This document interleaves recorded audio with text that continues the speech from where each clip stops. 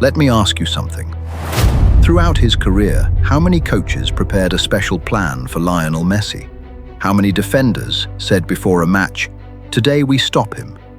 How many times did that conversation happen in the opposing dressing room? Watch this one. Stay tight. Don't let him breathe. Hundreds of times, maybe thousands, and not one of them worked. I refereed for 30 years. I watched those plans collapse on the pitch, time and time again. Within the first 15 minutes, every single time, the same thing happened. The plan that looked so clever on paper fell apart the moment Messi touched the ball. Because planning something is one thing. Actually stopping that man is something else entirely. In this video, I'm going to tell you Messi's story, but not in the usual way. I'm going to tell it through the eyes of the people who tried to stop him. Because from that angle, what Messi really was becomes much clearer. And it all begins with a small boy sticking a needle into his own leg every single night. 1999, Rosario, Argentina. Lionel Messi is 11 years old. His family takes him to the doctor because Lionel isn't growing. Not just short, his body has genuinely stopped developing. Tests are run. The result comes back: growth hormone deficiency. There is a treatment, one injection, every night, into the leg. 3 years, every night. The only problem is this: the injections cost $900 a month. Messi's father works in a factory. His mother works part-time as a cleaner. There is no way that money comes out of that household. They go to Newell's Old Boys. "Cover this boy's treatment," they say. Refused. They go to River Plate. Refused again. Two of Argentina's biggest clubs looked at an 11-year-old Messi and said, "Not worth it." I often wonder how the scouting departments of those two clubs are getting on these days. Barcelona's director Charlie Rexach paid. But the board of directors was hesitant. The boy was foreign, too young. It was uncertain whether he'd even grow properly. Rexach was so certain that he didn't even have a proper piece of paper. He wrote the contract on a restaurant napkin. "Barcelona will take this boy and cover his treatment." That napkin is in a museum today. Let me ask you this. If one of those two Argentine clubs had said yes, who would Messi be today? Would he have stayed in Rosario? Would he have had to quit football before his treatment was complete? We don't know.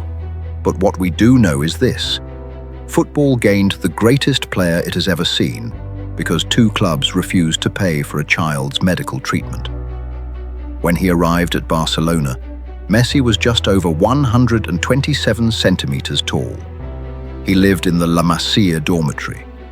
His mother went back to Rosario because his brothers were there, and his father stayed with him in Barcelona. A 13-year-old boy, in a foreign country, in a foreign language, sticking a needle into his leg every night, with no mother beside him. But on the pitch, something completely different was happening. Cesc Fabregas talked about those years in an interview. He said, "The first time I saw Messi in training, the way he touched the ball was different from everyone else. We were all working to reach the ball. He moved as if the ball was already part of his body." Messi finished his growth hormone treatment at 14 and reached 1.70 meters. He was never going to be a big man, but that turned out to be an advantage, not a handicap. He ran very low to the ground. His center of gravity was incredibly low, and when he changed direction, it was almost as if gravity itself was adjusting to him. In 2004, Messi is 17 years old and steps onto the pitch for the first time with Barcelona's first team. An Espanyol match, 8 minutes on the field, and even in those 8 minutes, the Espanyol defenders were talking to each other. "Watch this one. Stay close. Don't let him go." That particular attention, that special wariness, never went away from that day forward. 2012, Champions League semi-final, Barcelona against Chelsea. This was supposed to be Barcelona's year. Messi was 24 years old. and at the absolute peak of his powers. He had already scored 91 goals in that calendar year alone, breaking Gerd Müller's 40-year-old world record.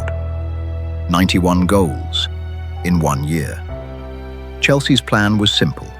Physical pressure, stay deep, make the pitch small, don't give him space.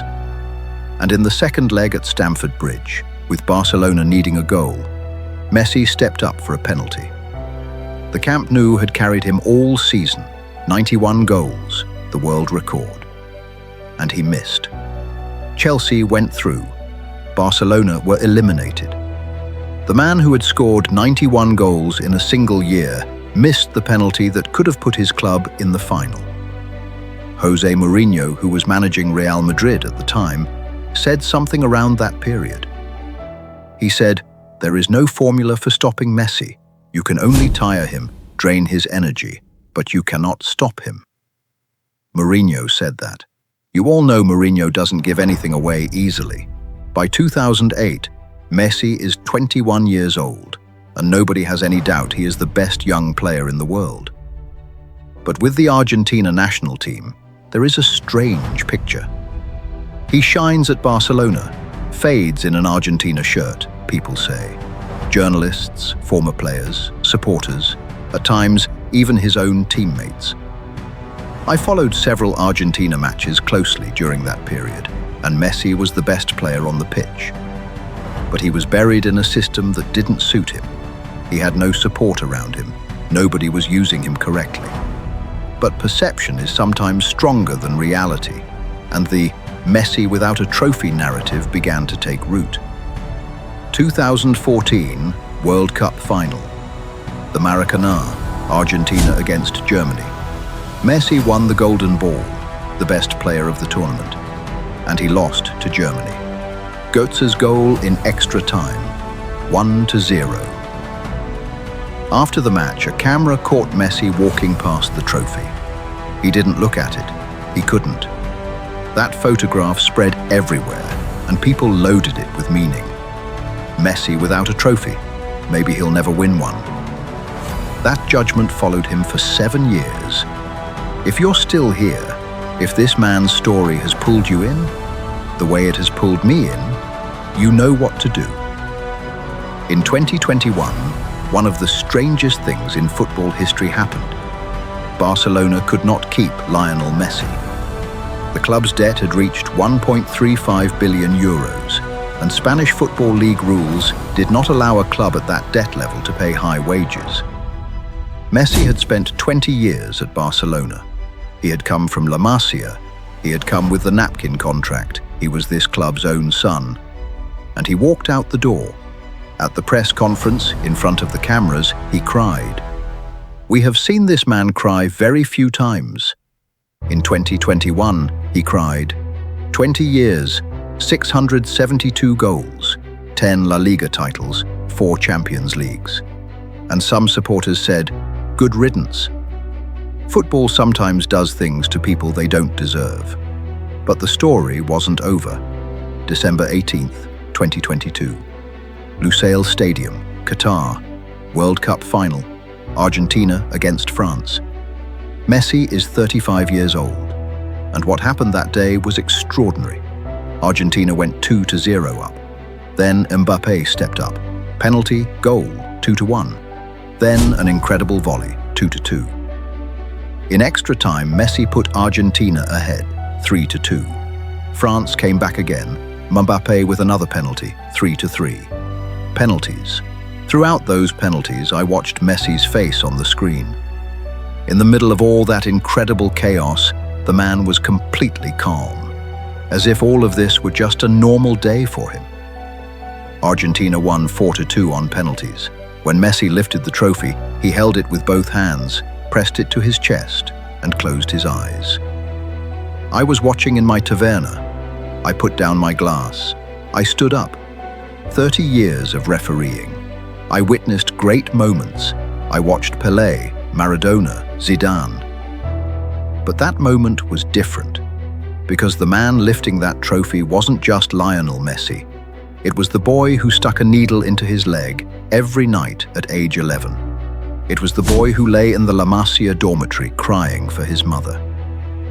It was the young man who missed a crucial penalty against Chelsea and kept going anyway. It was the player who had been called Messi without a trophy for years and never stopped. It was the man people told, "Good riddance." Now in 2026, Messi is 38 years old. He has a hamstring issue, but he will play. This is his 6th World Cup, the only player in history to reach that number alongside Ronaldo. Argentina are in Group J with Algeria, Austria, and Jordan, a manageable group. If Argentina win the 2026 World Cup, Messi will have won back-to-back World Cups at age 38. Something no country has managed since 1962. And if Messi does it, he is no longer just a great player, he becomes football itself. But let me tell you something. Whether he wins or not, that's not really the story anymore, not for me. An 11-year-old boy came into this world with a growth hormone deficiency. His family couldn't pay for the treatment. 2 big clubs said, "Not worth it." One man wrote a contract on a napkin, and that boy, 40 years later, became the greatest player football has ever seen. Hundreds of coaches tried to stop him. Thousands of defenders made plans. His own country didn't always stand behind him. But every time Messi stepped onto a pitch, with that low running style, those unexpected changes of direction, that ball that seemed invisible until it wasn't, the same thing always happened. The plan didn't work.